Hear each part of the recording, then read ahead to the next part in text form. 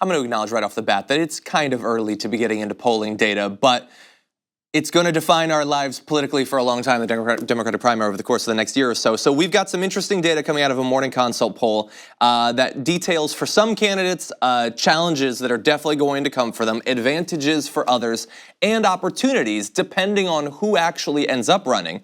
There's the people who've already declared, some who seem like they're going to. And if they drop out, where will their voters go? All of this fascinating to me, so let's break down some of this. Understanding, by the way, that Sherrod Brown is not going to be running. He announced that earlier today. That's not really going to change our analysis, though, for reasons that might have gotten into why he didn't end up running. So let's talk, first of all, Morning Consult poll. Who's leading right now? Again, we're like 1,000 days before the first primary, but as of right now, Joe Biden, amongst Democratic primary voters as a whole, does have a lead of 4 points over Bernie Sanders, then dropping down from 27% for Bernie Sanders to Kamala Harris is in third, and it starts to drop pretty fast after that. I've included the top 6 because there are far more than 6, but the vast, vast majority of them in these polls are rating at 2% or 1% or even 0% for some of the declared candidates. So again, super early, but understand that. What's interesting is that if you go beyond this, and not just the Democratic primary voters, but those who are going to be voting in early primaries, let's go to that. And you'll see that the top 2 actually have a bigger advantage there. So Joe Biden and Bernie Sanders take up a bigger share of the early voters than they do of primary voters as a whole. The overall ranking is still similar. Kamala Harris is still in third. You see a little bit of shuffling with Beto O'Rourke, Elizabeth Warren, and all of that, and Cory Booker rounds it out. So regardless of whether it's the country as a whole or the early states, that's basically the ranking. But as of right now, big leads for Joe Biden and Bernie Sanders. And remember, Joe Biden still hasn't declared. I do think that he's going to run. I think that the process of campaigning is going to hurt him quite a bit, but he's not even running right now. So I think that is absolutely fascinating. So now the obvious response to this is, well, of course Biden and Bernie are doing the best. They're the ones with the best name recognition, which is true, but there's a little bit of nuance there as well. So let's bring up, do you have a favorable impression, unfavorable? Have you heard of this candidate for all of them? And you'll see there that Joe Biden and Bernie Sanders, very favorable overall. Bernie has a slightly higher unfavorability rating. Elizabeth Warren at 19% unfavorable. I have a feeling that's not policy-based for Elizabeth Warren. But you see there that what you want to look at is the number in the white. So only like 3% of voters don't know who Joe Biden is. It's sort of similar for Bernie Sanders. When you get to Elizabeth Warren, 11% don't know her.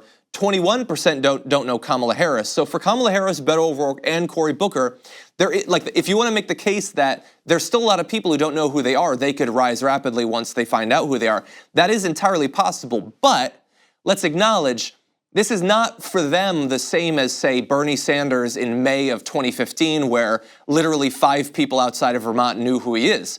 These are all national figures, like Cory Booker, Beto O'Rourke, Kamala Harris. They have generally been operating inside of the state that they work in, but they have gotten a lot of news coverage, and that's why those unknown numbers aren't higher. Democratic voters generally do know who these people are.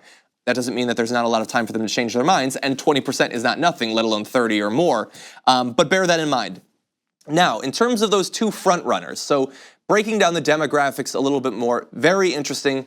Again, caveat, we're super early in, but right now, Bernie Sanders' support amongst black voters at 28% puts him in second place among that demographic behind Biden, who is at 32%. So 32% for Biden, 28% for Bernie.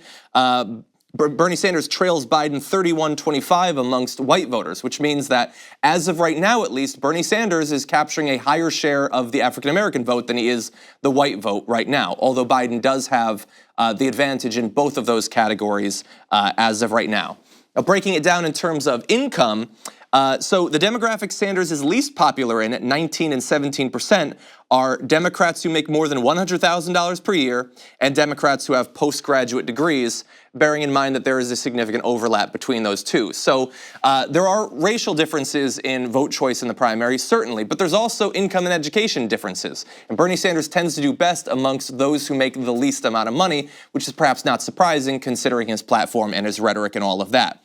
One interesting fact in terms of ideological preference broken down by race, I thought this was fascinating. So in February, there was a Harvard-Harris poll that found that 56% of black voters preferred a, quote, mostly socialist economic system against 44% who want a, quote, mostly capitalist one. So look, we've seen similar sorts of numbers like that, preferring socialism over capitalism amongst young voters and things like that. These polls don't tend to get talked about for some reason, but that's a pretty dominating lead. And I don't know why that's not a part of the narrative about this. Certainly could play into preference once we get into the primaries. Now, very important is we're starting with a lot of candidates this time around. But we're not going to end with a lot of candidates. People are going to be dropping off after the first and second debates. So if they start to drop off, who do we think might actually benefit from that? Well, there is data on that. Second and third choice amongst voters is something that people have been polling. So in that morning consult poll, let's take a look at this. I know it's a lot of numbers. Let's start. Joe Biden. He is the first choice of 31% of potential voters, but he's not even a declared candidate. If he doesn't run, or if he ends up dropping out, where will his voters go? Weirdly, 28% will go to Bernie Sanders. Harris and Warren come after that. Same thing for Sanders. So interesting. A lot of his people go to Biden. Thank you very much for watching this clip from the Damage Report. If you liked it, don't forget to subscribe to this channel and ring the bell on YouTube to get notifications of our new videos. And of course, you can catch the full Damage Report live every weekday at 1 p.m. Eastern, 10 a.m. Pacific on TYT Network on YouTube TV.